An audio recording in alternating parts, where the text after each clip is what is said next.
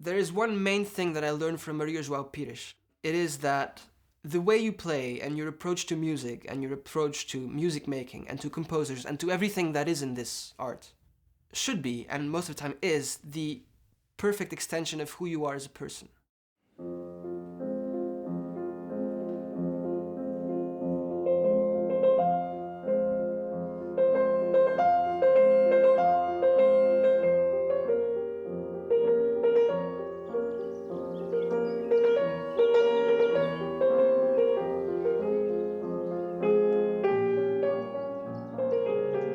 I like his character because I think he's always ready to make an effort to understand things deeply and to understand himself and to approach music in a way that is very honest. So that's what I like very much. I met Julian here at the Chapelle, and he was, I can say, my first student at the Chapelle. And somehow he was, for me, considered the first one because he was far the one that I was more interested in the talent and in the behavior and the way of approaching music. True music is something that needs a totally different approach.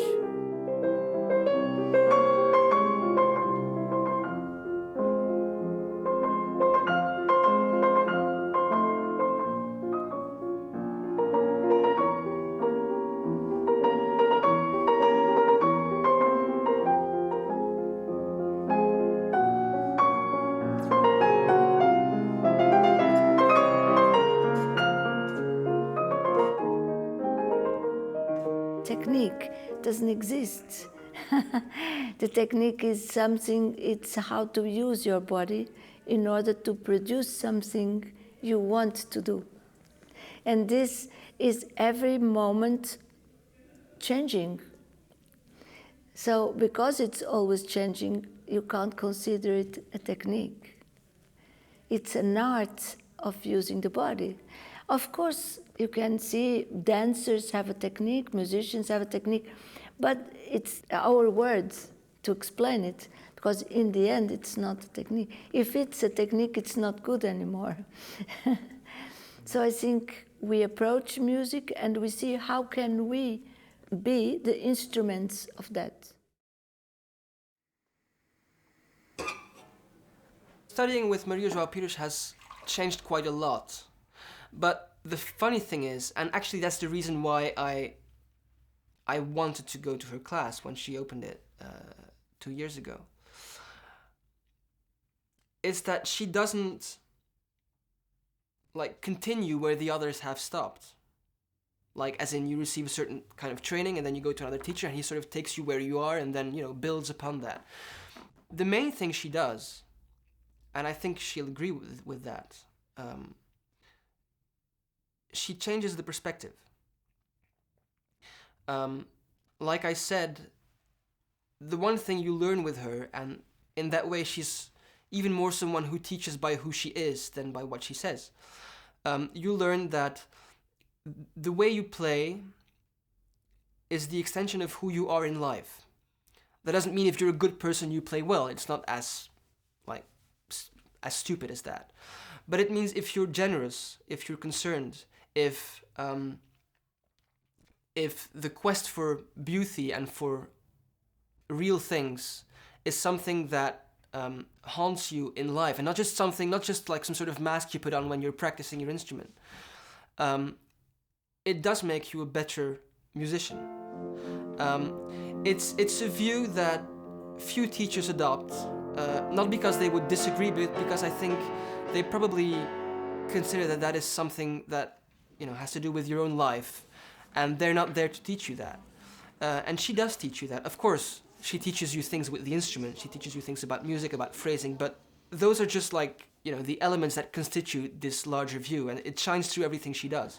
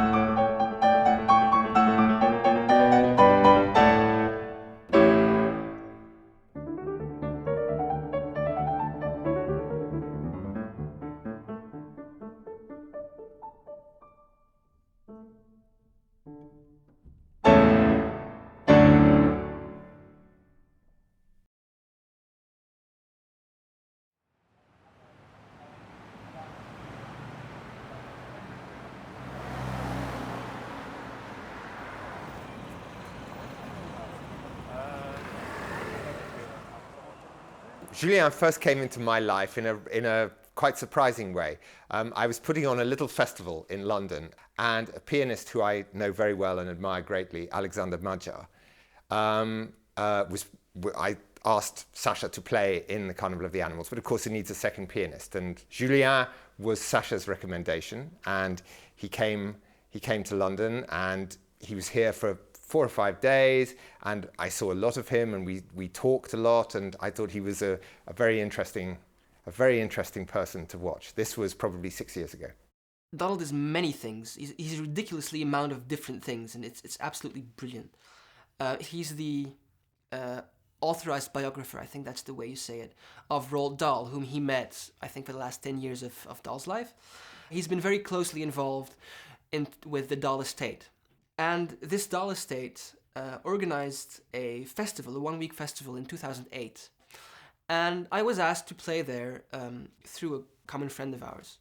I'm not a pianist at all in any way, but ever since I was a child, I've been fascinated by the piano. I've been fascinated by music. Probably the most famous thing I did was a television program called The Art of Piano, which looked at all the different great pianists who had performed in front of the cameras, mostly in the 20th century. I think there was one in the 19th century, which, and then interviewed quite a lot of other famous living pianists talking about who their heroes were from the past.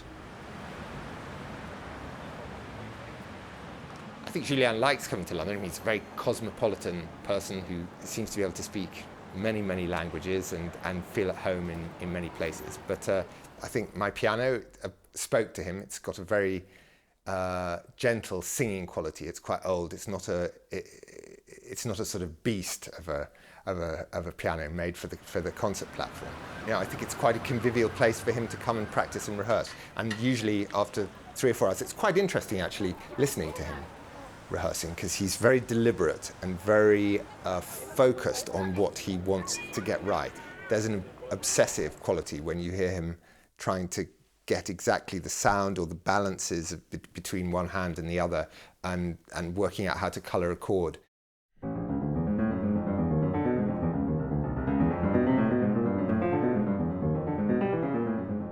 I think Julian discovered Lipatti when he was still very young, and the same happened to me when I was also 50 years ago. I discovered Lipatti, and I was completely in a deep admiration, and he did influence me a lot.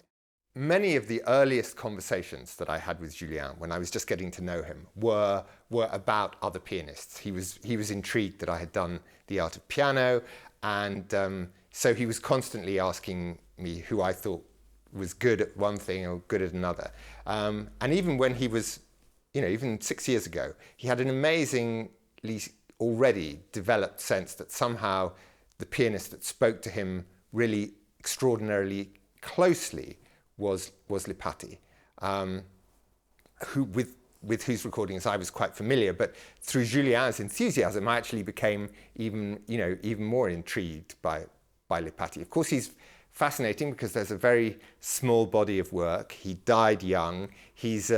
So in that sense, he's quite a romantic figure, and it's easy to understand why a young pianist would be drawn towards him. I discovered Lipatti when I was about 17 or 18 years old, because I had a teacher at that point who said, you should listen to him. He said, I'll quote, he said, he's the golden ratio of piano playing and of music making, something like that. The golden ratio thing was what struck me. So I bought all the recordings, and I put them on my iPod. And I remember I was sitting in a train to Paris when I said, why wouldn't I listen to it now? And in front of me was this kid who was crying, and behind me there was a couple who was eating McDonald's. I mean, from all perspectives, this was not the greatest moment to listen to good music, but I said, let's go for it. And I put on this recording he made of this Bach G major chorale in a transcription of Myra Hess. And I remember being completely petrified in that train. I mean, it was, again, the most unpoetic place you could ever be. I discovered him at the right age, because I was in this period of my life, it's like this sort of musical adolescence thing, and I think it's very healthy at that point to have something of an example, to have something of like a musical hero that you can look up to, and that you can take as as a beacon somewhere and say, that's where I want to go.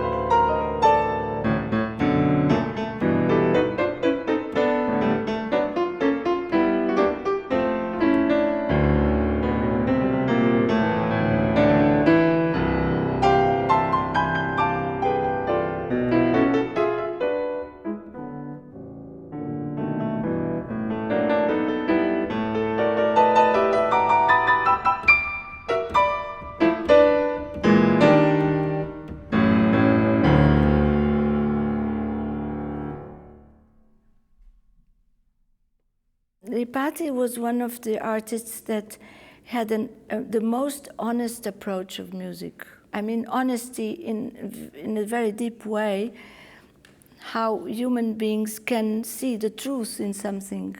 So I think he had a real deep approach of music. I think Julian's an explorer. I think he likes to look beneath the surface. His fascination with Lipatti 2 years ago took him to Switzerland. He wanted to meet somebody who had been Lipatti's first pupil. The last time I went to Geneva to get the scores, the librarian there said, well, I know this woman, she was called Edith Salquin, who was in her 80s then, and this was in 2011, who was Lipatti's first student and who also was his last. He had quite a bunch of them, but she was the first to enroll in his class when he opened it in 45 or something. And, well, I said I want to meet her, and he arranged it, and the place where she lived was completely, in a way, it was hilarious, because it was, she led me up to this big living room. It was really huge, but you just couldn't sit anywhere. It was completely, there were piles of like scores and paintings and books and CDs and a couple of DVDs, and it was a piano hidden somewhere beneath a big pile of dust and scores and some more stuff. And I spent 2 afternoons there with her, sitting in front of this huge window looking out to the mountains, talking about Lipatti and Nadia Boulanger and all these people from this period. And I planned to go and meet her again and play for her.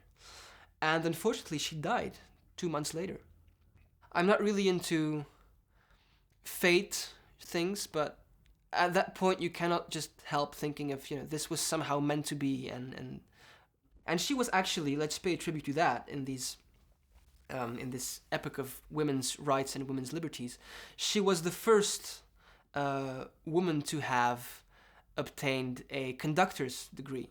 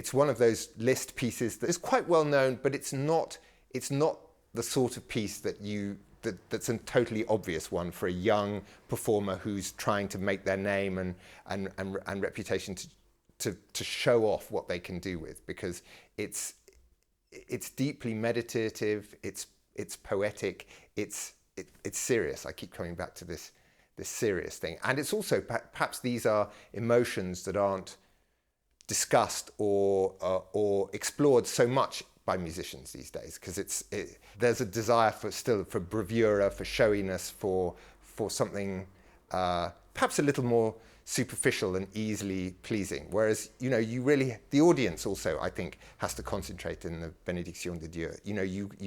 You've got to come on the journey with him.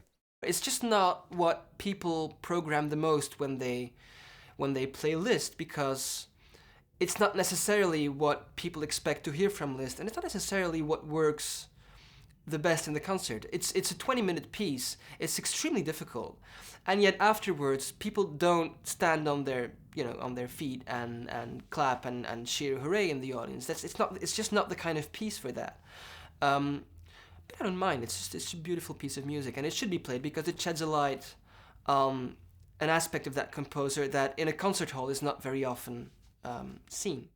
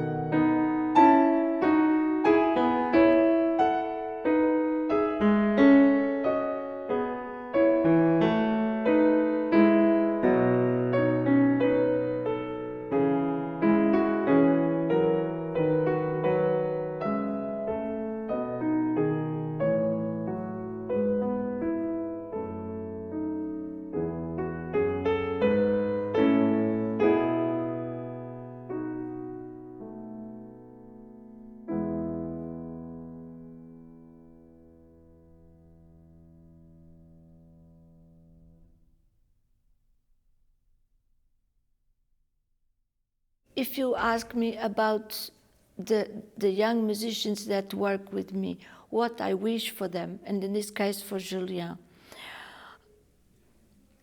I wish exactly what they wish. If their wishes would be not convenient or not good for my opinion, I would not work with them. So I work with them because I chose them and they chose me. And our wishes are the same. I think Julian is able to do whatever he wants. So I don't see any barriers that could avoid him to do what he wants. The career we all musicians make, is up to many things that can happen on your way. Sometimes it's chance, but sometimes it's also yourself. It's very much related to your wishes. I don't think that the competitive world helps a musician to develop, and also doesn't help a musician to have his career, because his career in the sense, career comes from the word path, way. So your career is your way. And your way, if it's the right one, if you don't go the wrong one, then it's open.